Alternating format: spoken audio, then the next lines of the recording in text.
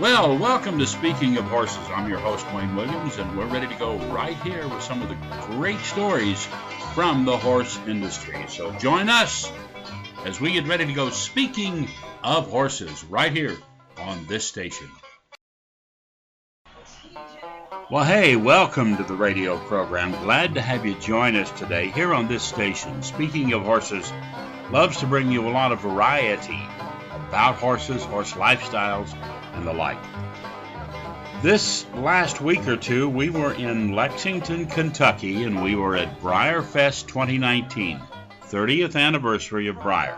But we were there because they were also hosting, as a part of Breyer, the Equus Film Festival tour stop, and it's at the Kentucky Horse Park at Breyer.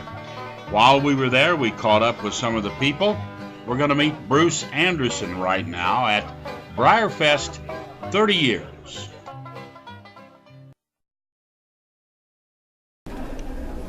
Hey, it's Wayne Williams. Speaking of horses, we are at the 30th anniversary of Breyerfest right now, which is hard to believe. And it's in the Kentucky Horse Park in Lexington. And, part of this event this year is the Equus Film Festival, which we have covered and done a lot with over the years. And part of the group that's always supporting this film festival, Bruce is one of those, and it's Bruce Anderson. Now, Bruce has there's actually a film about you, the Marley Project. It's actually called The Edge. The Edge. And then, that's right, The Edge is your, I take my No, but the Marley Project is something that we it's also something do. That you work with. Yes. So tell us just a little bit about that. The Edge of the Marley Project. Let's start with The Edge. The Edge is basically, I've been around horses all my life. I'm originally from an island called Trinidad and Tobago in the Caribbean. And I guess since back then, I now realize I've been working on this, but not consciously. And about 20 years ago, there was a little tragedy in my life, and you sort of get thrown onto a path that you weren't expecting. Right, I know that very well, yes. I got thrown onto this path, and my goal was to help horses. And I realized as I started going down this path, working with horses in the round pen, that horses didn't have problems. I was the problem. And then I realized as we continued along that I didn't have problems, I had other people's problems. So what evolved from there is basically a system that works with horses, but it actually is working with a human. And it's actually not working on getting the horse to do something, which I call the seen thing, but the unseen thing. So it's more about the mindset. And what I discovered in this journey was that it was mental. That's our issue, but our muscle memory because of our domestication. To survive in the world that we've created as opposed to the world we're created for. And so basically The Edge is a little documentary which is sort of introducing this work to people. And not just horse people, but all people. And in so doing, helping you to help yourself get back in touch with your humanity, your authentic self. And when you do that, and we can attest to that because I've been through that kind of life-altering stuff, the surgery, you really rethink where you're at, what you're doing, how it works, and you get your priorities much more in line. And I'll tell you what, once you back down and do that, and your program, The Edge, does that, life is so much better. It is so much better, it's so much easier. Certain things that used to just drive you up a wall, like headlines in the news, don't bother you like that anymore. You take it for what it is, and then you go on. And it is amazing. Basically, what happens is, because of our conditioning and what has been done indirectly to our muscle memory, we're sort of, in a sense, being set up to fail, not intentionally. And I found that we're missing three pieces consciously. We have them in us, but the world we live in doesn't foster them. And so because of this work, not only do you become consciously aware of those three pieces, but the key piece to this work is the horse. And the horse now allows you the opportunity to not just practice these pieces, but also to rewrite your past. And it's not what happened to you in the past, but actually the pressure created by what happened. So you're constantly being able to rewrite the past and create a mindset that's more beneficial to find the authentic you. And you know what's really amazing is how much of a part of our lives, if we let that horse in, how much they can help.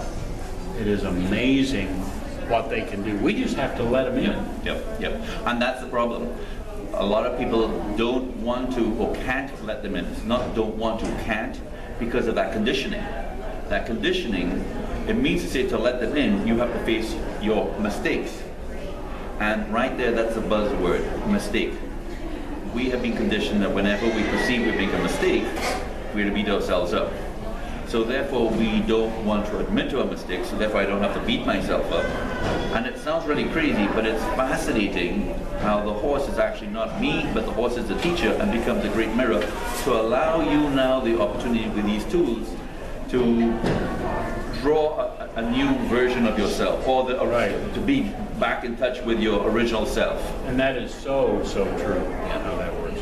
Now, tell us a little about the Marley Project. But the Marley Project, myself and my partner, Julianne Neal, we've been together a while. You better get this correct. yes. And Marley is basically, I started off with one horse that I raised, and the long and the short of it, Marley is one of the young horses that one of the first horses that I bred and raised. And he is actually, which is funny, because we're here at the horse park, and I went over to the museum, and there's a section there for Arabians, and there's a section where Marley's great-great-grandfather has a little piece over there. Marley's great-great-grandfather was a stallion called Castle O'Leigh, and he was in the Black Stallion movie. Okay. And I actually found a picture of him at the museum, which was kind of cool. So this is Marley's great-great-grandfather, and the whole idea here is you're coming to work with Marley to help Marley survive, and in so doing, to do that, you are now learning about stuff. So it's helping kids to start reading, writing, getting in touch with themselves, because I feel in the work that we do, it's more about the kids. We are not going to ever reach our full potential. Right. But they don't need to go through what we've been through. I mean, think about what you just went through. Right. If you knew the things that you know now, then you wouldn't have been doing the things that you have been doing, which possibly caused the whole thing in the first place. Sure it did. You know? Sure it did.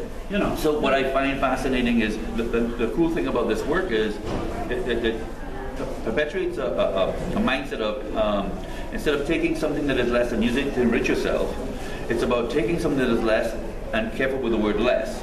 I mean, if you think about it, what you do, I don't do, so I am the less. And what it does is it takes something that is less and lifts it up. And in so doing, you shall be lifted up. So you're starting to sort of not be under pressure. There's no stress. Right. No stress, it means to say that because of that, you don't have possibly all these ailments because of. And then the other thing is, we don't have to buy a lot of the things that we buy and do the lot of things we do, especially like today, you have a lot of opioid epidemics. Right. To me, it goes back to we don't get a natural endorphin kick. This helps you to get back in touch with natural endorphin kicks. So, and not only that, but the biggest thing I found with a horse, by helping you change your mindset and also your muscle memory, if you think about it, look what we're doing to the physical environment. The sunlight, the water, and the air. Right. We're polluting it. But we can't change it. And people will say until you change your mindset. But what I show is that your muscle memory will override your mindset. So through the help of the horse, it helps us to balance ourselves back. And the horse is part of the environment, part of nature. So we now have empathy. One of the things that is so amazing is if you are at peace with yourself, if you have obtained this, you know, then so many of these other things are just so much easier. Absolutely. You know, they're not as hard as we make them out to be, right? Because they become opportunities now for us to grow. Because we are consciously now aware it's not about, you know, getting to the end that defines us. It's actually what we do at that moment. But the problem is we don't have the tools to do that at that moment consciously. So by doing this program, you're going to learn about, for example, your negative positive pole, which actually in a sense is your spirit level. Right. And by becoming aware of your negative positive pole, usually when that goes up, we perceive we're making a mistake. Now, when that goes up, because of the awareness, you realize, hey, hang on a second, whatever's happening is not beneficial. Right. So instead of not saying anything, because if I say something, I have to admit that I'm making a mistake. Now it's not a mistake, but an opportunity. And now I don't wait till it gets to 3 or 4 or 5, or I explode. Yeah. As soon as I feel it go up, we have a conversation. Right, and you can make any corrections you need to make while you're doing Absolutely. it. Right. But people don't do that. They don't say anything. Well, we won't get into the Me Too movement, but that's a really good example of that. People don't say anything, and then all of these things happen, and then all of a sudden now you're swinging back the opposite way. Right. And that mindset in both directions is not beneficial. That's right. We got to find that balance. Why? Because until we change ourselves, the environment, not just the physical, but also the mental, is going to keep going downhill. So I show how the horses take us on a journey of self-discovery. So, Bruce, how do people contact you? You get in touch with Julianne Neal. No. Saved yourself there, didn't you?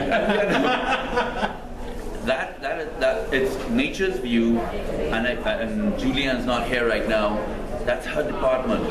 How do you contact me? Well, Nature's View has a website. Correct. They have a website, and I believe it's naturesview.us. But if you find Nature's View, Google Nature's View. There you go. You will find all the information on Julianne, what she does, Bruce, and what he does. It's all there. Bruce, thank you. No, thanks, Wayne. Appreciate it. Enjoyed it. Yeah. Thank you. You stay with us. Speaking of horses, we're going around Breyerfest in conjunction with the Equus Film Festival going on here right now. Good. Thank you. Thanks, Wayne. So, hey, we at Speaking of Horses invite you to join us as we bring you many, many programs over the next few months, from retired racehorse makeover programs to horse rescue operations to therapeutic riding operations. Anything that benefits the horse, the rider, any discipline, any wonderful project. So we want you to join us right here on Speaking of Horses. We got some really good stuff coming up. And of course, you can always check out all of the other stuff we do, video as well, at speakingofhorses.com on our website. In the meantime, thanks for joining us here on this radio station. And we're going to bring you a lot more of Speaking of Horses.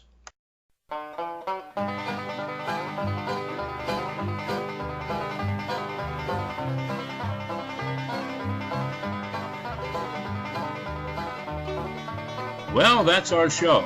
I'm your host, Wayne Williams. Speaking of Horses, we'll be back next week with a brand new show. Or join us at speakingofhorses.com.